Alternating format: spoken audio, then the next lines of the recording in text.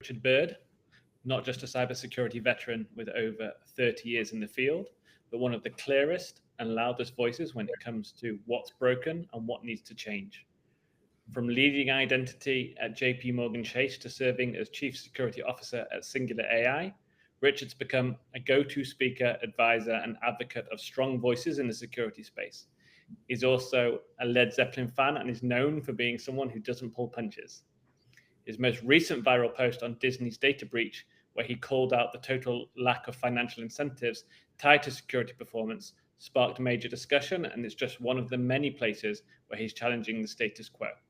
This episode is about what we're seeing now, what we've seen before, and what still isn't being said loudly enough. Richard, welcome, and let's get into it. Glad to be on, James. Good to hear. So to get things out the gate, you've been unapologetically vocal about the challenges security teams face. So why do you do this? And do we need more CISOs that follow your lead? Well, I think I'd probably start with the back end of that question first, which is there really are a lot of CISOs out there with strong voices in the marketplace. Now, whether or not they're heard, or whether or not there are platforms available for them to be heard, or whether they can get above the noise of the status quo and kind of kumbaya hand holding on never question how things are going, that's a totally different conversation. But if we look at why I've made noise for quite a while, it's because I'm a non-traditional technologist. When I came into technology over 30 years ago, I didn't know any different. I remember that I was a technology program manager, and I had a software developer who told me that the project we were working on, a week before we were supposed to go live, was going to go live 6 months later. And I had come out of construction project management where you didn't miss, dates by 6 months. And so the perspective that I brought was not as a developer, not as an architect, not as an engineer. And that put me in a position to be an IT executive management and leadership for the entirety of my technology career. And one of the things that, bothers me is that we see a repeat of patterns over and over again. And more importantly, the thing that bothers me the most, that I think is really the critical need for being vocal about, is that if cyber losses represent a scoreboard, it's very difficult for those of us in the security world, and equally difficult for our peers in the business part of our corporations and organizations, to suggest that we're winning, to suggest that we're improving. Heck, I don't want to win. I'd just be happy if things got better. And instead, when you look at the cybersecurity losses, it's a hockey stick curve. I've said this a number of times, and it sometimes irritates folks when it jumps out of my head. But there's an argument to be made that if you looked at the compound average growth rate of valuable stuff that the bad guys steal, you'd be better off investing your money funding bad guys than putting it into the stock market, because the hockey stick curve has gone from the hundreds of millions into the trillions of dollars worth of losses. And I think that is worthy of those of us that are security practitioners and professionals to stand up and say, we've got to do something different. Things need to change. We need to sacrifice some golden idols because we have become a corporatized function. And now there are the things that come with a corporatized function in security, which is, protecting political turf, protecting budgets, protecting, none of which are the restrictions that the bad guys have. People are always saying bad guys are more agile than the security practitioners in the corporate world. It's not because we're not agile. It's because we're layered under stacks of bureaucracy and rules and processes and policies that the people on the other side of the equation do not have to deal with. And I'm not saying those things aren't important, but I am saying that when those things become the key function of security organizations, and not protecting and reducing attack surface and making things better, then the bad guys obviously are going to have an advantage. So you've laid the ground perfectly, and maybe we can go and discuss what needs to be changed. We made contact with each other after your post around the Disney case. So I would like to start there because I think it's a really interesting example of not just what's gone on recently within security, but also your take on it. And I think a lot of people had their say on it too. So when something goes wrong, like in the Disney case, CISOs are often the only ones, and I put only in capital letters, only ones accountable. For those unfamiliar with the particular scenario, maybe you could explain what happened there. Sure. There was an event that drove a a resolution that was put in front of the board at Disney for a vote, and what that resolution was should basically the entire C staff of Disney have some form of their compensation associated with security performance. I want to make sure that I put a pin in that word, performance, because I think this is where a lot of contention and argument comes in when this topic gets raised. Now, if we reel back 6 years ago, the board at Disney pretty much unanimously voted down the proposal, which is interesting because the contributing event that caused that resolution to be put in front of the board was a really embarrassing set of problems with Disney's streaming services, where people were able to hijack those streaming services without paying for them. And it really was foundational security that led to that failure. But if we kind of bring it to now, I just simply reposted this interesting story from 6 years ago where I was quoted in multiple media outlets about, look, like as long as we refuse to incentivize people around security behaviors, don't expect improvement. And this created some really interesting dialogue and debate. And I'll come back to the security outcomes comment. A long time ago, I had a great boss who told me, he said, one of the things that will make you successful is if you never confuse effort with results. We have a lot of effort in security, a lot. So the security function is well defined in almost all organizations. The security function has checklists, it has solutions. You can make an argument the way that security has become institutionalized over the last 30 or 40 years, it's almost become a secondary audit function, right? Audit as insurance, right? As opposed to, are we really looking at the outcomes and the processes and the results associated with security? And that's my point, right? If you look at the results and the outcomes from security, we're not making a lot of improvements. Ask a simple question. Are you reducing your attack surface every day? There'll be a lot of people on the business side who'll say, wow, that's really complicated. We can't do that. And I'm like, do you know that 25 years on, we have more data about every single thing in security than we've ever had in the history of security and business? You're telling me that you can pay, bajillions of dollars for your Splunk instances, and security information is being dumped in there, and we can't divine any interesting metrics-based information from all of that data.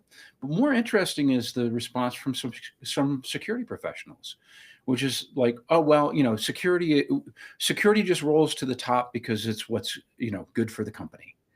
Baloney. Good for the company has never been a thing that has gotten a business case approved, right? Companies make money. They're in business for profit.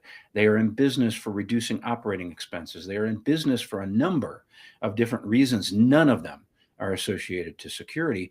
And this brings up this Disney example that I thought was so fascinating, which is really one of the first out front headline attempts for a company to treat security like a business function instead of a policing function inside of their organization.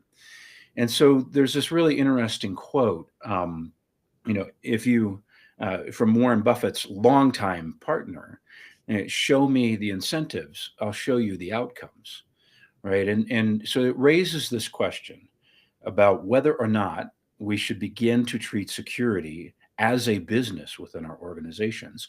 And the rounding off point for this is I can tell you right now, the entire bad actor side of the equation, they do treat security as a business. They treat breaching security as a business. There are entire economies that are driven outside of the view of the corporate world. I hate saying the dark web, but there is trading of credentials. There are business groups that are associated with ransomware teams. There are, there's organized crime. There are, human trafficking rings, child pornography rings that are all attacking us and taking our stuff as a business.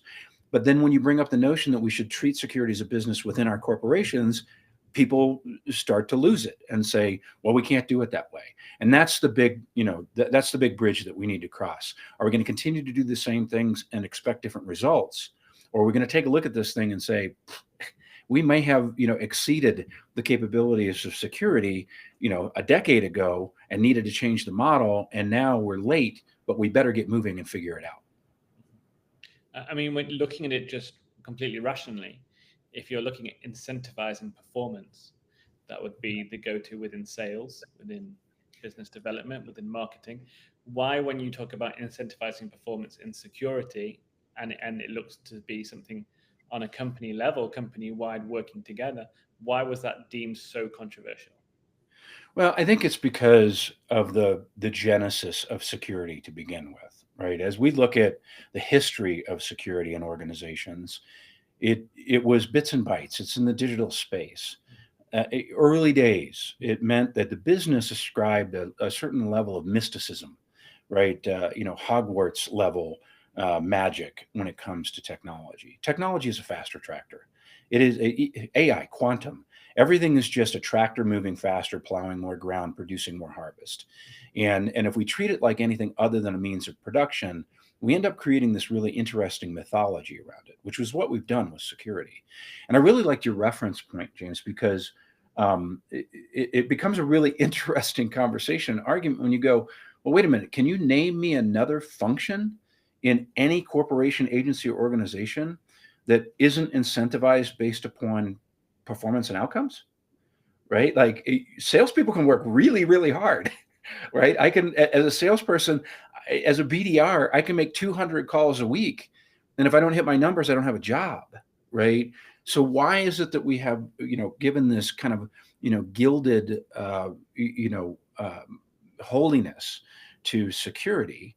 And initially it was because we treated it as something that was purely technical. And the reality is that it was never purely technical. I think that the classic technology triad came out 30 years ago that said people, processes, and technology, right? And people continuously, both internally and externally, defeat all of our security controls. Like, if I always say Bob in accounting is the best hacker ever. If you do anything that impacts his job, he will figure out a way to get around it just simply because it's an inconvenience. Right? People, process, and technology has always been where it's at, but we've isolated the security function in technology. We've given it this gloss of it's just the right thing to do. We haven't put any metrics, KPIs, performance measures around it. And then we sit around and looking at each other and go, I don't know why it's not working, but it stopped working. So now we fire the CISO. Right? Like, talk about misplaced priorities, right? And that is probably the last point that I think is the most critical. When we look at what's been happening over the course of the last 18 months relative to CISOs being targeted for security performance issues, I think of Joe Sullivan at Uber. I think of Tim Brown at SolarWinds. Most recently, Chris Krebs. When we look at these dynamics, how is it that there are very few, if any, other business functions that if something goes wrong within an organization, the CEO loses his job, right? Or the CFO loses his job. I mean, we're talking about a CFO having to, have engaged in embezzlement, right? And violating, international trade laws in order for them to lose their job. Breach and exploit, which is really a team effort across the entire company, from employees to contractors to the entire executive staff, happens. And now all of a sudden, like a Joe Sullivan, he's being charged by the Department of Justice. What messages are we really sending about the value of security in our organizations when we isolate these consequences for total poor team performance on security to one person, right? And that's, that is really troubling. I think that I know that you guys have heard this. I hear it, every week, right? Security professionals, take the CISO as only a part of that community. Security professionals feel attacked. We feel threatened. We feel very concerned for our livelihoods and our jobs because this mythology of security belongs to the security people. And if 30% of the organization is violating security controls, doesn't matter. That's the security people's problem. The landscape looks very, very difficult for us from a career and professional standpoint. Completely understandable, and like you said, not the first time that we've heard this. Probably the first time we've heard that so eloquently put. So thank you for really explaining it, especially to people who are not afraid with CISO's work day in, day out. Really, really strongly put. Thank you. Moving on to just something that you referenced there, and I think we will talk about it within this stat from Gartner as well. You quoted as the saying, Gartner said that 75% of employees will work around security policies to use AI. So we're bringing into today's world and perhaps today's hot takes on AI. What does that tell us about today's work environment and culture and the way you see it, especially if you've got the majority of the company working necessarily against security rather than for it? Well, I think first and foremost, the survey that came out of Gartner a few weeks ago that solidified those numbers may be the first intellectually honest survey from a responder standpoint that I've seen in a long time. Probably directionally intellectually honest, right? Because as I've phrased this in a number of conferences I've gone to, it's like 75% of people surveys said they will actively work around security controls if they cause inconvenience to them getting their job done. Everybody has looked at me and said, that seems like a gross understatement. Like, I think it's probably more like 90 and 95%. And certainly those are security practitioners with experience who are saying, like, it's nice to see that 3/4 of them finally admitted it. But the reality is that almost everybody does that. And that is the huge contributor to the problems within our space as practitioners in delivering results. The thing that I really liked about the survey, especially coupled up relative to AI, is that it is confirming what we've known for years and years and years in the human factors and human behavior space.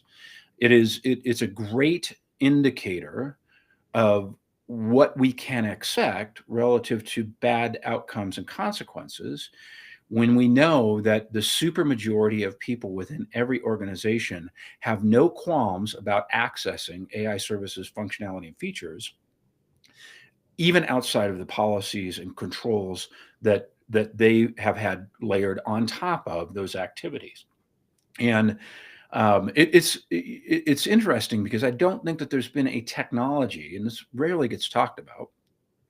I don't think that there's been a technology in the evolutionary cycle of building the faster tractor that has ever been more appealing and more tempting to the consumer, right? The end user. And it's understandable, right? It's cool. Like, we use AI every single day. I was a resistor in the first 6 months after, the big, ChatGPT OpenAI announcements in 2022, 23. And then I started, fiddling around with things, and I have found a number of different things that make my life easier, but I'm a security professional. I also know what my acceptable and unacceptable compromises are, even outside of policy. Human beings are not built that way, right? And I've said this so many times, written so many articles about it, that it's another contentious statement that gets people a little itchy and scratchy. But I always remind people that when we are talking about people that are inside of our organizations using technology, we have to remember that human beings are actually really bad at security and risk decisions at the personal level. Right. I always use door locks as an example, right? Everybody knows if you lock your doors, your house is safer. You can go out and look at the surveys yourself. The percentages are all over the place, but the reality is that the vast percentage of successful burglaries that turn into insurance claims were because somebody didn't lock their door, right? Human beings don't need to be told to lock their door to make things safer. Human beings leave their doors unlocked because it's convenient, right? This is what we do. And there's a reason that they're called the Darwin Awards, right? People, and when it gets really personal and contentious in conversations with people, I'm like, do you have anybody in your family you don't really trust with their own personal decisions? And you see people's heads start to nod. And I'm like, yeah, that cousin, they work in that development shop, right? You have to acknowledge these weaknesses and these patterns and these behavioral realities with human beings, something that we've done a horrible job of designing into security solutions, by the way. Recognizing and acknowledging that fact. And the reason that we know that's true is because we all sit around in security organizations and say, the only thing that we need to do is make everybody smarter about security. Right. And I'm like, no, that actually isn't going to happen. You can actually look at the outcomes from cybersecurity awareness training in most organizations, and you'll find the same 5 or 10 or 15% of people fail it every single year over and over and over again, and their behaviors don't change. And every single one of those people represents a risk or an exploitable surface within your organization. It just takes one. So when we look at AI and we look at the convenience and the attractiveness and the sexiness and the appeal of it, it makes perfect sense that people are flocking to it. The problem that creates for us in the security world is that they are coming in volumes that we've never seen before. It was bad enough in the early days of SaaS and cloud applications, how many people were rushing to go use those. We have people that are rushing in numbers 10, 50, 100x more to go use those tools within your organizations, and they have verified that they are willing to bypass your controls to do it. Yeah, it's that convenience over the wider greater good. We see those patterns again and again. So leading straight into GRC and AI, especially talking about patterns. Are we seeing old security patterns resurface with AI, or do you feel it's something completely new and different? Where do you run with this? Both. And this is, I think that this is a very rare instance in my entire career where I've said both, something new and something old. The vast majority of the time in my career, you look at a pattern and you go, we've seen this before. I mean, by vast majority, I mean 99.x% of the time. And we look at these things and we go, okay, like, how did we solve for this in the past? The only difference now is volume and speed. Now we've got to adopt our controls or adapt our controls and our governance around the fact that there's more of it. It's faster. It's more difficult to spot because it's hopping through 37 different endpoints, but the mechanics are still the same. And when I look at AI, as I've been advising a number of organizations for the last 2 years around AI, I've always started the conversation the same way. They say, how can we accelerate AI adoption? And I'm like, before you do that, answer this question, a pair of questions for me. How good are you at data security? And how good are you at identity security? And people start hemming and hawing, and I'm not sure where the balloons came from. They start hemming and hawing, and they go, well, we have our problems. And my response is then don't do AI. Because if you look at the very core of functionality for AI, it is an entity, it is an identity, right? Every AI that's developed has a UID, and it is being given access always through an authentication layer, just like human beings, just like contractors, just like a machine account, right? And then you look at the data security component of it, where a number of AI security plays have risen up, and you go, well, how successful have we been with data security as the core of our security architecture for 30 years? Now we come back to the escalating hockey stick curve of cyber losses, right? There's problems there, and those are patterns that we know, but there is something that is different. And that is that if we look at the way we've built security architectures for several decades, and we look at the reality of poor performance and controls in the identity space, poor performance and controls in the data space, poor configuration management and key management in the encryption space, all of the different core domain capabilities that are really critical to AI usage as well as AI exploit. And we look at those things and we go, okay, all of them need to be exponentially better in order for us to be successful with AI. It misses something really important, which is all of those pieces have been built into an architecture that protects static assets. And this is where AI security, AI governance, AI compliance is entirely different. AI is not static by definition, right? The idea that a AI agent is static is immediately defeated by the retraining of that model, right? That is core to that agent or core to that LLM. Right? And when you retrain it, it could make a choice. I don't know if I necessarily call it a decision, but it could make a choice to access different data inside of your organization than what you authorized and approved it for. This creates a really interesting set of problems for governance, because governance has really been focused. Governance and third-party risk management and vendor risk management has been focused on a heavy dose of one and done. Let me evaluate it. Let me see if it's safe. Let me see if it's meeting the policy requirements of my organization and approved to use, right?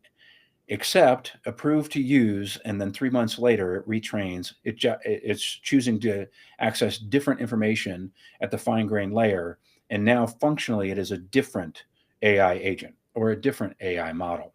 Who looks at it then, right? Which brings into focus probably one of the weakest areas in governance in the last several decades, right? Which is true life cycle management, cradle to grave, end to end. Any changes precipitate a need for a reevaluation. This is going to be extremely difficult for companies because they've underfunded the compliance function, they've underfunded the governance function, they've certainly underfunded the security function, no matter how much money that they've put into it. And when you look at the reality of no processes, no tools, no solutions in place for full cradle to grave lifecycle management, most importantly, the other key difference, the vast majority of these aren't your assets. You don't own them, right? They are coming to you from outside. We can see where these problems are going to really start to manifest into catastrophic outcomes. And the last point on this is we have built security architectures to keep things from getting in. The problem that we have now is our security architectures are not sufficient to keep things from getting out. And AI is all about what's getting out. Wow. Yes. This is really interesting for me. Is how we've set up in the last 5 years or 10 years even is instantly challenged because AI is not static, and I think that is interesting, and it turns the tables very, very quickly too if you're probably not set up for it. And if you had to pick the biggest gap, I mean, you've labeled a few there, and maybe you can go into a little bit more detail of the biggest gap when it comes to AI governance today. If you were talking from one CISO to another, and they were asking you specifically about that biggest gap, what would it be for you right now when it comes to AI governance? Wow, this is something that just is needing of simplification, right? And that biggest gap is our structures around governance. And I've been, a head of GRC and a number of different stops, right? Our function in governance has been heavily focused on how does it work, right? How does it work? How's it built? What's the policy base, the standards that it's associated with? Does it meet these requirements relative to data privacy standards, specific geographies? You can think of the entire checklist of things that we look at in governance, and the gap is that we're focused on how does it work. Governance needs to move to what is it doing. Right? What is it doing is really critical. And what we've done is we've isolated the what is it doing to predominantly to runtime protection, right? Which is a lot of edge technologies out there, Zscalers, CrowdStrikes, Palo Altos, right? And the problem is that AI is operating at a very fine grained level. It is using authorization. There's some really interesting studies and information that have come out recently about how poorly controlled the authorization layer is that grants the access to all of these specific data elements and specific services that none of those solutions can see after you've authenticated. Right? You're down into the the labyrinth of things that an AI agent or service can get into, and our control planes in those spaces are either very bad or non-existent, which is that next layer of gap. But when I think about rolling it back up to the governance side, it's what is that AI agent doing that is the real critical risk to a company, not how is it built, right? Certainly those pieces don't go away. We don't want to poison model, in somebody's AI solution that we're exposed to. So when I look at the gap, it's not that we need to do anything different. It's that we need to add many different things that we haven't been doing in the security space in order to be successful in governing, managing, operating, and securing AI. Yeah, I think looking into the cradle to grave element as the model for governance, I think that this is really fascinating, right? Because you're looking at that, I guess, root to branch is another way of saying it, at least from a British point of view. But yeah. What does it look like for companies who are starting to onboard AI platforms over the next few years? If you were looking and saying, right, building it from the ground up rather than putting patches or quick fixes over it, what would you look to do from a security perspective or a governance perspective, more likely, for a company who is fast moving, scaling, agile? They want to move quickly. They want employees to be on the cutting edge of things, but they also say, how do we protect ourselves within that cradle to grave model? What would you think it looks like? Well, I'm going to use a metaphor that is pretty common knowledge for a lot of folks, which is we need to do a better job when we talk about organizational structuring and engineering at promoting and recognizing the fact that if you drive a Ferrari, the brakes exist so you can go faster, right? Brakes obviously stop a car, but if you've ever driven a high-end sports car before, you know how valuable brakes are from keeping you alive, and also from keeping you from going off the side of the road.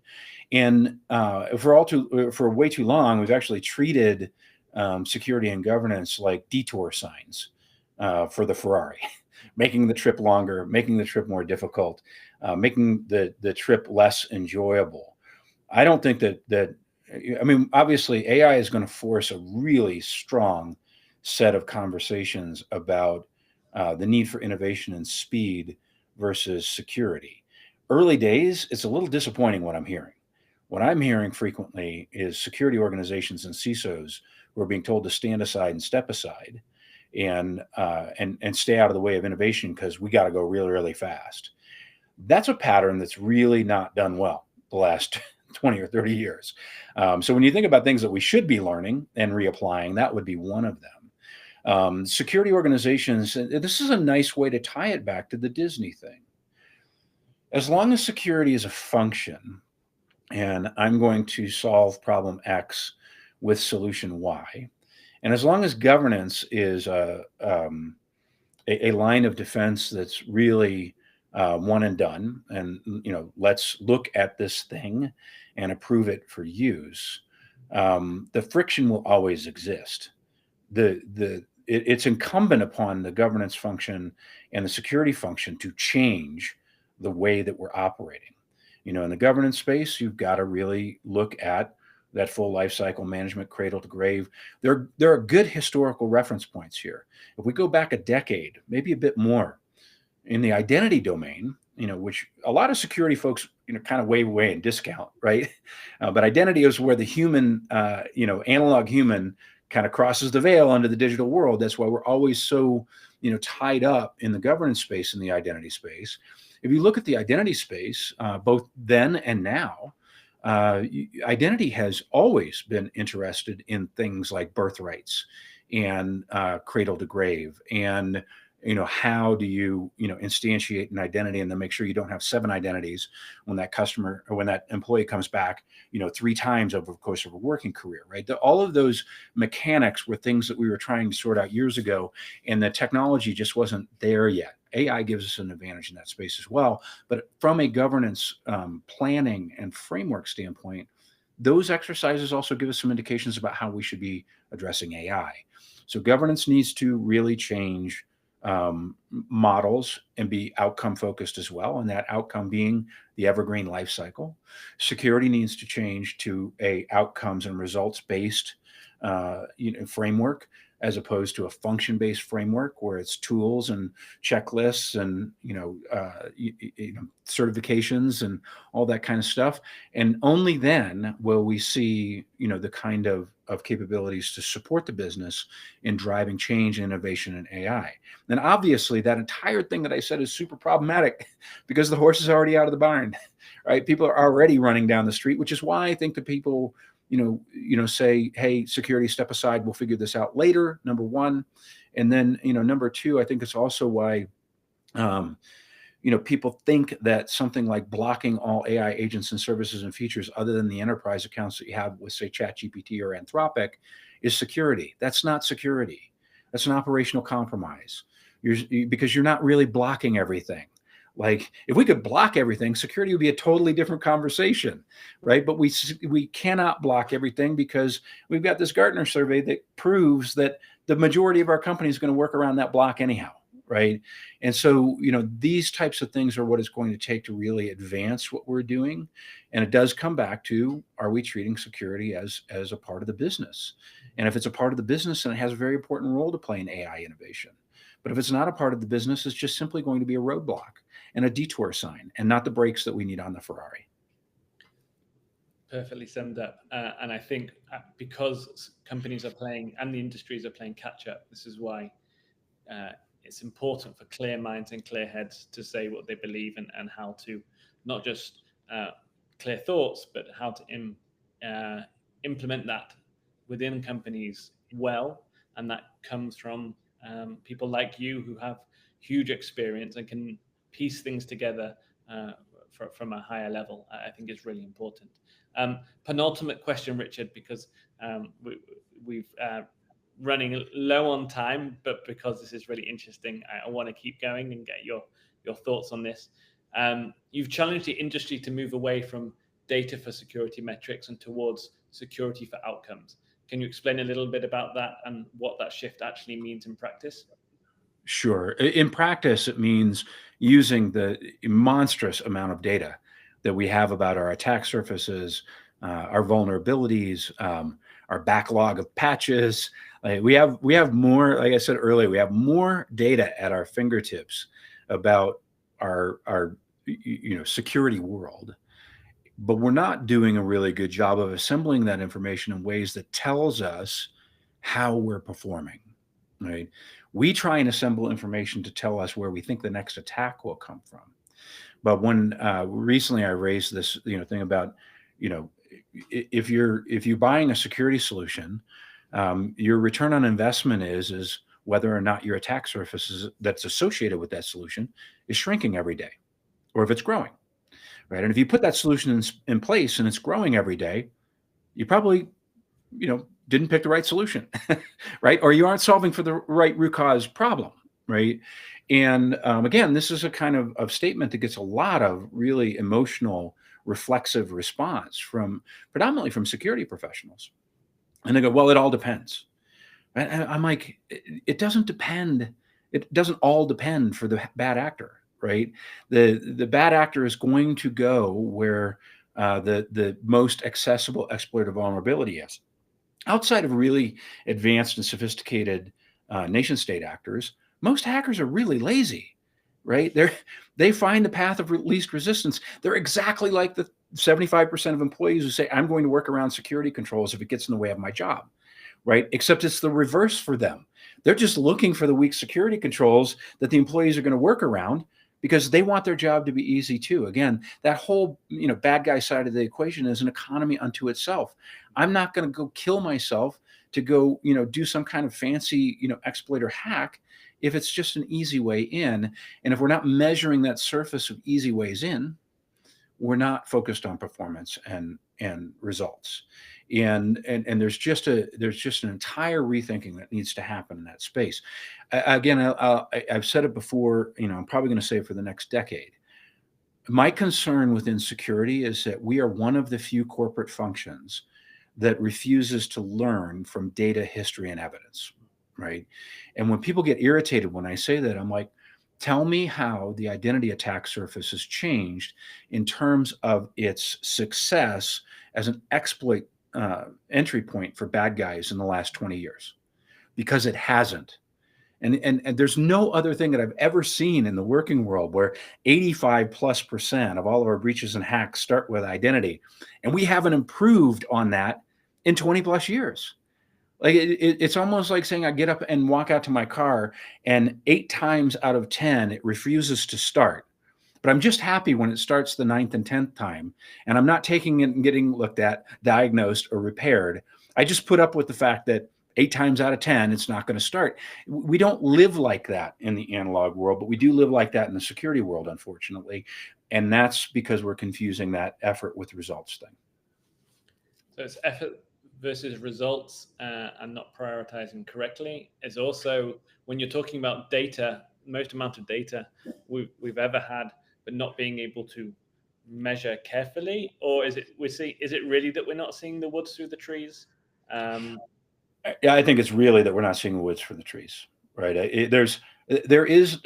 Think about how many organizations within a business have performance analytics groups, right?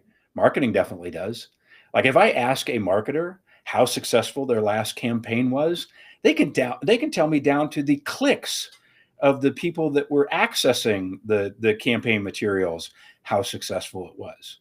I've got 100x more data points in the security side of the equation, and if I ask questions that are that precise about specific things within security, the answer is well, we don't know, because we don't have a performance analytics type of function in the security side. So it's definitely and look, I'm not throwing stones here. We all work really, really hard. We all have a goal in life to keep our company safe, our data protected, our customers safe. It's not for a lack of mission. It's because we have baked a framework around security that has put us precisely where we're at. And we're not looking at this, massive amount of data information that's so valuable to figure out whether we're doing a good job or not. Easily fixable, right? It just takes a decision to do it, but it also comes with the resistance of that's not how we've done it before. Takes and internally to do it. Yep. That's the key as well that we keep seeing. I'm going to leave one final question, and hopefully it will end us on an optimistic note. What keeps you optimistic or excited for the future of security and leadership? Oh, security professionals, for sure. This is my community, right? And I think that what keeps me excited is that it takes just a few good troublemakers in the industry to inspire and motivate people to do the most important thing, which is step up and speak themselves.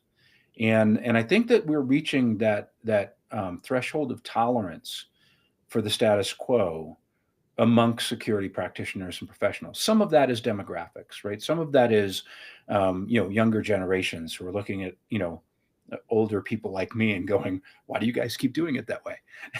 And it doesn't work.